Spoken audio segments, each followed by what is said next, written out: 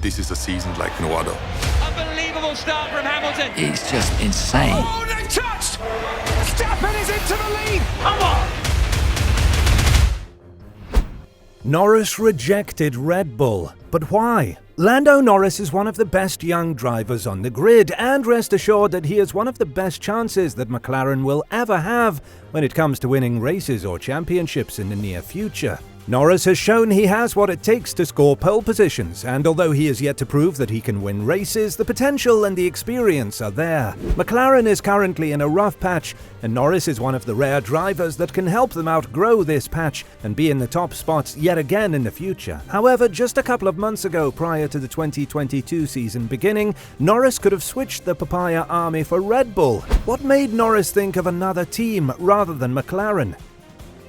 And they touch, and Perez is spun round and off into the gravel, and you can see that coming.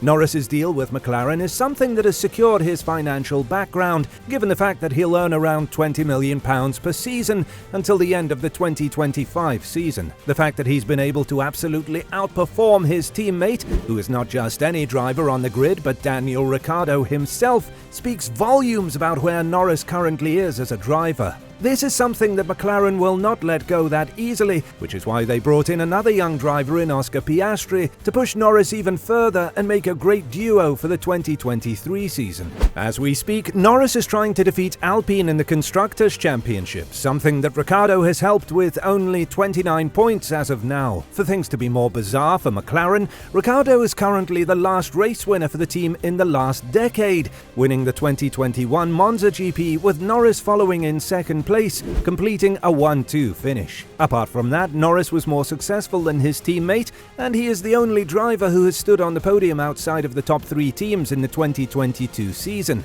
That is something that McLaren has to respect deeply, and the fact that he is manhandling both of Alpine's drivers in the Constructors' Championship, making it so close and possibly unwinding down at the last race in Abu Dhabi, is enough for them to label him as the number one guy in the team. But with all the treatment that Norris receives at McLaren, why would he consider a switch to Red Bull? The machinery is one thing, but adapting to it could be a massive challenge. Plus, you'll have Max Verstappen as your teammate, and all we can say to that is, good luck trying to beat him. We've seen drivers like Ricciardo and Perez fall beneath the merciless sword of Verstappen, the only driver apart from Rosberg in 2016 who's been able to take away a title from Hamilton. He admitted in an interview with Auto, Moto and Sport that he had discussions with Red Bull prior to the start of the 2022 season, and he elaborated in an interview with Auto, Moto and Sport. Of course, there are talks with other people from time to time. You always ask yourself the question, what's best for my career? After all, I want to win races and win world championships. There have been talks with Red Bull.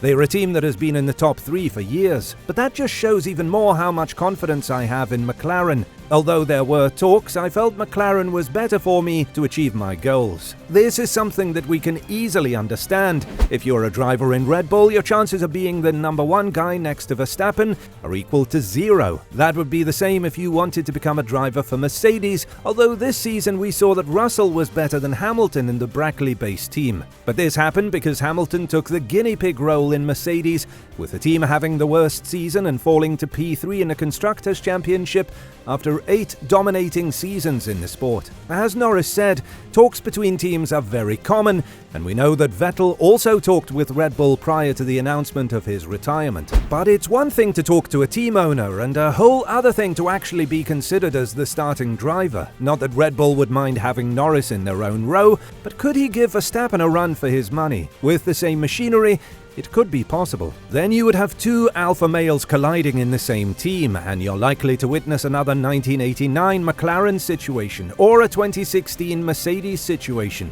That would be good for the sport and possibly for the driver who wins the outcome, but it would be the opposite of what the team would want, given that crashes between the drivers would become more common and team chemistry would be 0. Is this the first time that Red Bull tried to sign Norris? The answer is no, it's not. Back in 2018, the Austrian team tried to sign Norris as a replacement for Brendan Hartley in Toro Rosso, and this was the time when Norris was graduating from F2 alongside George Russell, who won the championship. Toro Rosso, now known as Alpha Tauri, made an offer to Norris, who was the McLaren Junior at the time.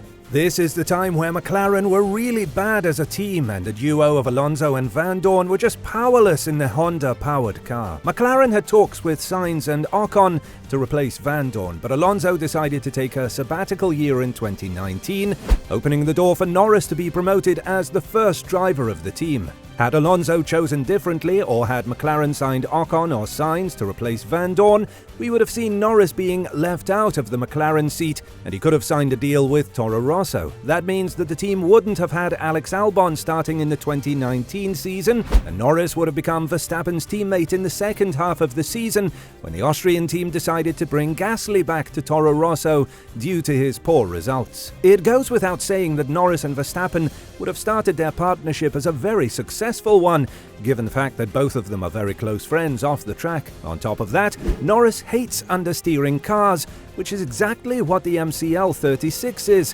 whereas the Red Bull is known as a very stable car when it enters and exits the corners. This is something that Norris himself said, adding, "I hate understeering cars, and that's exactly the kind of car we have right now. I usually try to add wing to the front and change the mechanical balance of the car so it turns in greedily, but sometimes it's like you still keep the understeer and add oversteer at the same time. I've always been a driver who wants an agile car, and then lives with the consequences that the car just slides more in the rear. You have more control that way. An oversteering car does what I want it to do. If I want to steer a little more, it rotates. I can better control how I position the car for the turn. With understeer, it's different. I feel like the car is controlling me. When you're in the middle of a corner and understeer, you have to wait a long time to accelerate. That feels like an eternity, even if only half a tenth is lost." With all of this, we can see that Norris's knowledge of the F1 cars is pretty extensive, given the fact that he has 3 years of experience with McLaren. Still, the reality is that Norris is currently driving for McLaren,